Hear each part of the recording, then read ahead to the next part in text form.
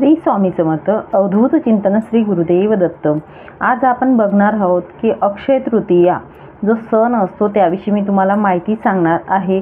अक्षय तृतीया हे नाव कसे पडले ते तुम्हाला सांगेल। त्याच्यानंतर अक्षयचा अर्थ काय असतो ते तुम्हाला थोडक्यात सांगेल आणि त्या दिवशी आपण दान जे करणार आहोत ते दानाचे महत्त्व काय आहे, कुठले दान केल्यानंतर किंवा जलदान पण करत असतात तर जलदानाचे महत्त्व काय आहे ते देखील मी तुम्हाला सांगणार आहे आणि पूजा आपण कोणत्या करणार आहोत त्या दिवशी ते तुम्हाला सांगेल। तर आपण खरेदी वगैरे जे करायच्या वस्तू असतात ते मी दुसऱ्या व्हिडिओमध्ये सांगेल। आता तुम्हाला फक्त अक्षय तृतीया म्हणजे काय असतं नेमकं त्याविषयी माहिती सांगणार आहे। तर हिंदू धर्मात या सणाला विशेष असं महत्त्व दिलं गेलेलं आहे। या दिवशी आपण कुठलीही वस्तू जी असते बिना मुहूर्त बघून आपण खरेदी करू शकतो। यावर्षी वैशाख शुक्ल तृतीयेला म्हणजे वैशाख महिन्यातील शुक्ल तृतीया जी असते ती आलेली आहे 10 मे या रोजी शुक्रवारी पहाटे 4:17 सुरू होणार आहे आणि शनिवारी मध्यरात्री 2:50 संपणार आहे। म्हणजेच यंदा यावर्षी 10 मे 2024 रोजी साजरी करायची आहे आपल्याला अक्षय तृतीया। ठीक आहे, हे आपल्याला कळलं असेल। तर आपण आता माहिती बघूया। आपण अक्षय तृतीयेविषयी माहिती बघणार आहोत। चला मग सुरुवात करते विषयाला।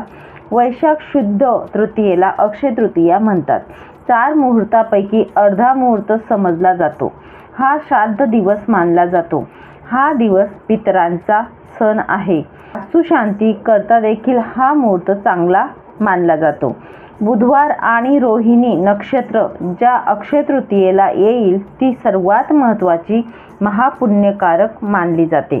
अक्षय तृतीयाच्या दिवशी कोणतेही नवीन काम सुरू करण्यास मुहूर्त पाहण्याची गरज नाही। या दिवशी केलेले दान, हवन, तर्पण, पूजा, जप इत्यादी पुण्यकर्म अक्षयपटीने टिकत राहते। म्हणूनच अक्षय तृतीया ही पुण्य तिथी आहे। थोडक्यात पितरांचे ऋण फेडण्याचा हा दिवस आहे। तसेच हा दिवस परशुराम जे आहेत आपले त्यांची जयंती म्हणून देखील ओळखला जातो। अक्षय तृतीया हे नाव कसे पडले आपण ते आता बघणार आहोत।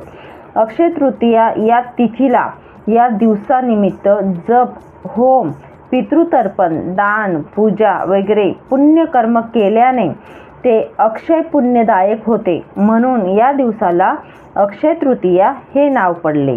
आपले जे युग होते, युगे जे होती ते 4 युगे होती। ते कोणते कृतयोग, त्रेतायोग, द्वापारयोग आणि कलियोग। यातले प्रथम जे कृतयोग होते त्यात लोक फार सुखी होते। सर्वत्र शांतता, समाधान नांदत होते।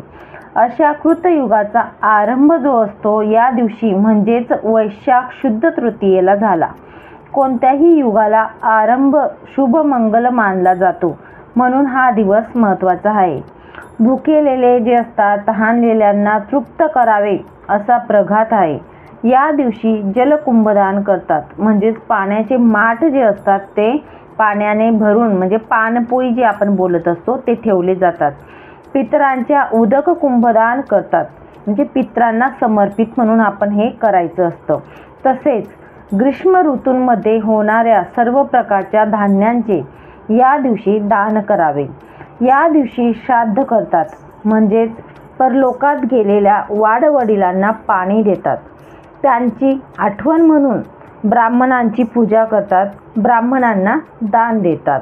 हा दिवस आणखी एका कारणासाठी लक्षात ठेवण्यासारखा आहे। कारण या दिवशी परशुरामांचा जन्म झाला। संपूर्ण पृथ्वी जिंकली पण आपल्या ब्राह्मणपणाला विसरला नाही। जिंकलेली पृथ्वी जी होती ती दान करून टाकली। अखेर आपण स्वतः तपश्चर्या करण्यासाठी निघून गेले। कोण? परशुराम जे होते ते। अक्षयाचा अर्थ काय आहे तो मी तुम्हाला थोडक्यात सांगणार आहे आता। अक्षय म्हणजे कधीही न संपणारे, अखंड टिकणारे। या दिवशी केलेले दान जे असतं ते अक्षय पटीने आपल्याला लाभ मिळवून देत असतं। ठीक आहे, कधीही संपत नाही। म्हणून या तिथीला आपणास जे शक्य असेल ते दान करावे।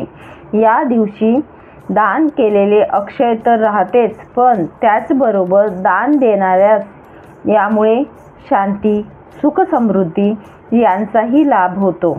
म्हणून आपणास जे शक्य असेल असे एखादे पुण्यकृत्य करावे असे पूर्वज सांगतात. या दिवशी केलेले सत्कृत्य अखंड टिकणारे असते. हे सर्वात विशेष गोष्ट आहे आणि महत्त्वाची देखील गोष्ट आहे. आता दानाचे महत्त्व काय असते ते आपण बघूया.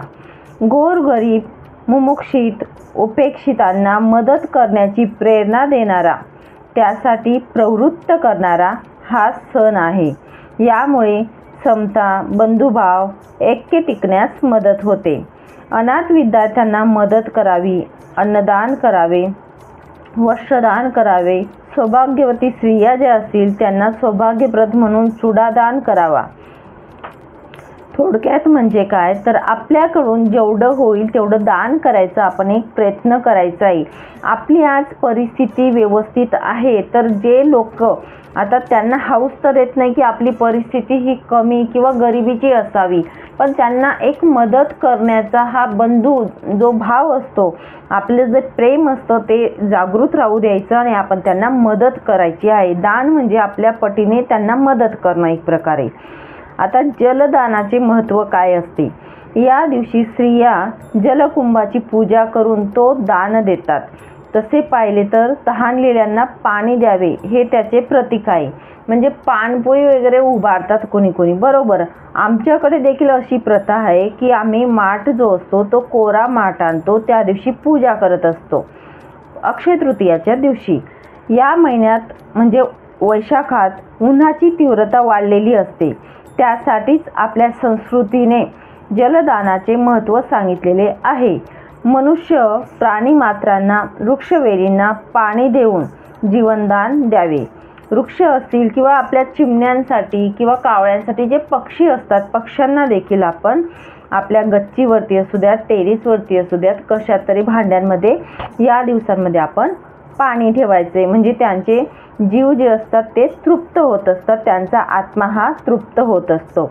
थोडक्यात अक्षय तृतीया या तिथीमुळे एक जीव दुसऱ्या जीवाचा, मग तो प्राणी असो, मनुष्य असो, वन्य प्राणी असो किंवा वृक्ष असो, कोणताही असो, त्याला जलदान करून तृप्त करत असतो. हा संस्कृतीचा एक नियम आहे. ठीक आहे. तर याच्यातून आपल्याला शिकायला देखील मिळत असतं आणि आपल्या येणारी जी पिढी असते त्याला देखील आपण हे महत्त्व पटवून द्यायचं आहे. याच्यासाठी सुद्धा अक्षय तृतीया हा सण आपल्याला खूप काही शिकून जात असतं आणि आपली संस्कृती देखील टिकत असते. आता आमच्याकडे मी जसं तुम्हाला मगाशी बोलली की माठ, कोरा माठ आणायचा आणि तो पूजायची प्रथा आहे. प्रत्येकाचं म्हणजे थोड्या थोड्या अंतरावर गाव बदलतात तशी प्रथा बदलत असते. तुमच्याकडे जी प्रथा असेल त्या प्रकारे तुम्ही पूजा वगैरे करू शकतात. तर आपल्याला कुठल्या पूजा वगैरे करायच्या आहेत ते मी दुसऱ्या व्हिडिओमध्ये सांगेल. आपण काय काय खरेदी करू शकतो ते देखील आपल्या दुसऱ्या व्हिडिओमध्ये सांगेल. तर आजची ही होती माहिती की अक्षय तृतीयाविषयी बऱ्याच लोकांना या ज्या गोष्टी असतात, आपली संस्कृती टिकून राहण्यासाठी खूप महत्त्वाची माहिती होती. ती मला असं वाटले की आवर्जून तुमच्यापर्यंत पोहोचवावी आणि एक तोच प्रयत्न राहील की आपल्या मुलांना देखील आपण हे पटवून द्यायचं आहे, तेव्हाच आपली संस्कृती टिकत राहील. एवढंच याचं महत्त्व आहे. चला मग सांगितलेली सेवा जी ती इथेच थांबवते आणि महाराजांच्या चरणी अर्पण करते. श्री स्वामी समर्थ.